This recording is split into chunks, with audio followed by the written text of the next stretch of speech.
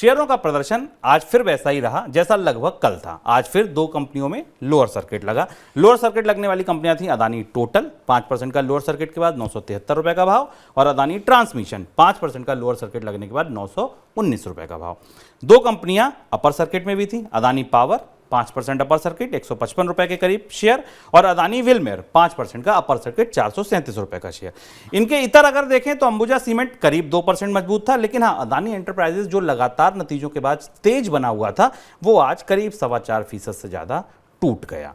Adani green के share में 2% से ज्यादा की तेजी देखी गई। अदानी पोर्ट का मोवेश वहीं रहा जहां कल था, वहां कोई बहुत बड़ा बदलाव नहीं दिखा गया। एक ग्रुप की एक कंपनी और रह जाती है एनडीटीवी, उसका हाल भी आपको बता दें, वहां 2 दिन से अपर सर्किट लग रहा था और आज फिर 5% का अपर सर्किट लगा है, वहां 217 रुपए का भाव हो गया है अब एनडीटीवी के शेयर का। 3 दिन हो गए लगातार अपर सर्किट लगते हुए, तो 3 कंपनियों में अपर सर्किट, 2 में लोअर सर्किट, और बाकी कमोवेश कोई 2-3% ऊपर, कोई 1-1.5-2% नीचे। ये हाल है शेयरों का।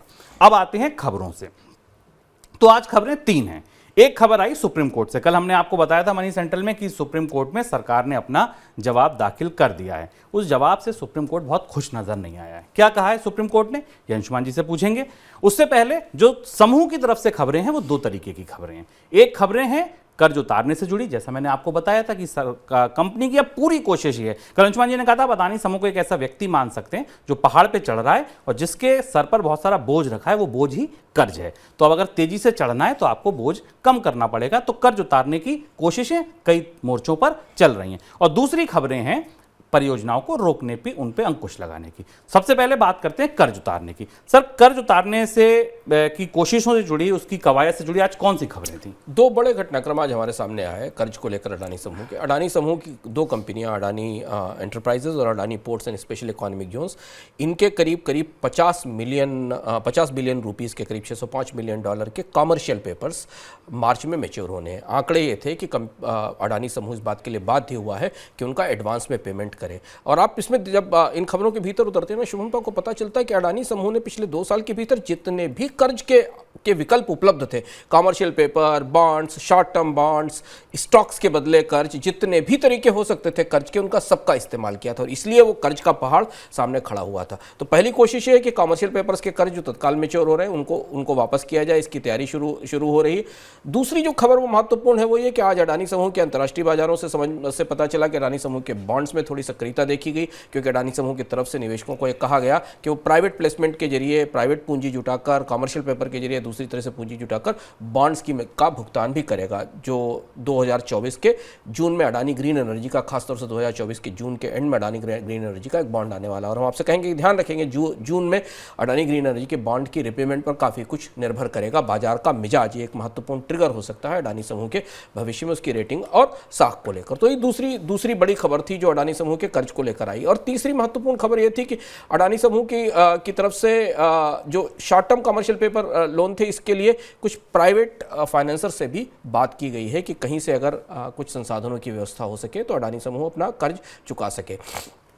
पूरी कवायद एक और तरह से शुरू हो रही है। पूरी कोशिश ये है कि अडानी समूह जो प्रमुख बैंक्स हैं उनसे बात कर रहा है कि जो बॉन्ड होल्डर्स हैं उनसे वो बात करें और उन्हें कन्विंस करें कि अडानी समूह के पास संसाधन हैं जिसके जरिए भुगतान किया जाएगा। शुभम, यहाँ ध्यान देने वाली बात यह है कि पूरी चर्चाएं बाजार में, बॉन्ड मार्केट में, स्टॉक मार्केट में चर्चाएं ये है कि अडानी समूह अपने प्राइवेट क्रेडिट के जरिए और जो कैश फ्लो है उसके जरिए जो तत्काल आने वाला कर्ज का जो भुगतान है उसे चुकाने की कोशिश करेगा। और यही वो मुश्किल है जहां हमें फंसते हुए दिख रहे हैं अडानी समूह के तमाम निवेश और उनकी कंपनियां, क्योंकि जब आप रेगुलर कैश फ्लो को वापस बिजनेस में निवेश नहीं कर रहे होते हैं तो कंपनी की संभावनाएं धूमिल पड़ती जाती हैं।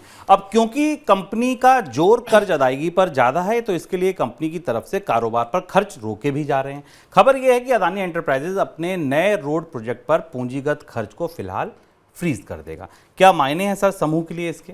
अडानी समूह अपने रोड प्रोजेक्ट्स के ऊपर, जैसे हमने कल आपको बताया था कि अडानी समूह ने डीबी पावर के साथ 7,000 करोड़ रुपए की डील कैंसिल कर दी, इसका अधिग्रहण पिछले साल किया था। अब अडानी समूह अपनी रोड परियोजनाओं में निवेश रोकने जा रहा है। यानी पहली चीज़ तो ये कि अडानी समूह नई बिडिंग नहीं करेगा और दूसरी चीज़ ये है कि जो कैपिटल एक्सपेंडिचर मौजूदा परियोजनाओं में चल रहा है उसमें उसे रोका जाएगा। हालांकि समूह की तरफ से कहा गया है कि एक महत्वपूर्ण परियोजना जो गंगा एक्सप्रेसवे है, जो उत्तर प्रदेश में है, मेरठ से प्रयागराज के बीच में 464 किलोमीटर का, इस परियोजना को अडानी समूह को अलॉट किया गया था। उसने कहा है कि इसे वो पूरा करेगा, इस पर काम नहीं रोका जाएगा। अभी इस मामले में स्पष्ट नहीं है, पर एक महत्वपूर्ण बात ध्यान देने वाली है कि इस परियोजना के मिलने के बाद अडानी इंटरप्राइजेज ने, जिसकी सब्सिडरी है अडानी रोड, अडानी इंटरप्राइजेज एक बड़ा कांग्लोमरेट है और सड़क बनाने वाली कंपनी उसकी सब्सिडरी है, शुभम, उसके बाद 10,238 करोड़ रुपए का कर्ज इस परियोजना को मिलने के बाद अडानी समूह ने ले लिया था, पहले 9 महीनों में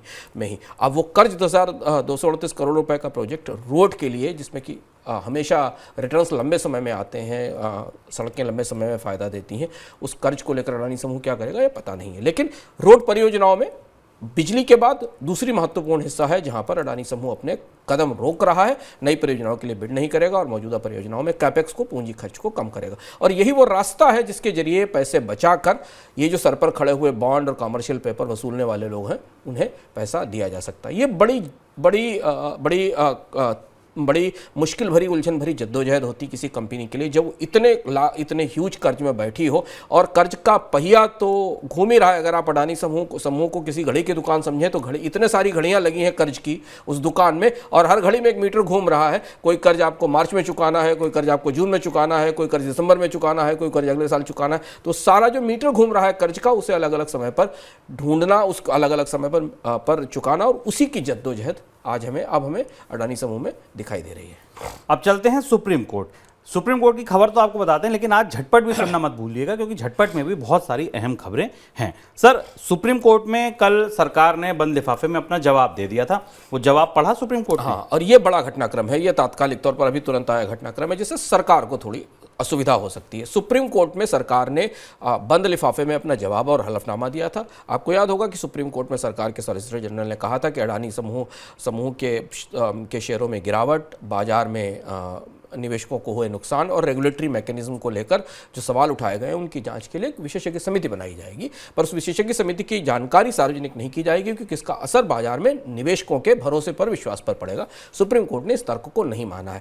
इस बंद लिफाफे को सुप्रीम कोर्ट ने स्वीकार नहीं किया है। उसने इस सील्ड का, उसका कहना यह है कि ये रेगुलेटरी मेजर्स पारदर्शी होने चाहिए, और बेंच ने कहा है कि वो सेंटर का ये सजेशन नहीं मानेगी कि उसे सील्ड कवर में बंद लिफाफे में सूचनाएं दी जाएं। पारदर्शिता के साथ केंद्र सरकार को, कोर्ट को बताना होगा कि शेयर बाजार में निवेशकों के हितों की रक्षा के लिए, उनके नुकसानों की भरपाई के लिए या उनको आने वाले समय में नुकसान रोकने के लिए बाजार का नियामक तंत्र कितना कमजोर, कितना मजबूत है, इसके बारे में उसे स्पष्ट रूप से बताना होगा। अब यहाँ से इस पूरे मामले में एक बड़ा टर्न आता है। सरकार क्या जवाब देगी, सेबी किस तरह से जवाब देगी? सेबी अभी स्पष्ट रूप से पूरे अडानी के मामले में खुलकर कुछ नहीं कहती दिखाई दी, केवल उसने कोर्ट को बताया है कि वो कुछ ऐसी कंपनियों की जांच कर रही जो अडानी समूह के एफपीओ से जुड़ी हुई थी मॉरिशस में। यहाँ से अब नियामकों के लिए सुप्रीम कोर्ट के सवालों के जवाब देने की चुनौती होगी। ये घटनाक्रम आने वाले हफ्ते में अडानी समूह के शेयर्स पर, स्टॉक्स पर, बॉन्ड्स पर और उनकी संभावनाओं पर असर करेगा।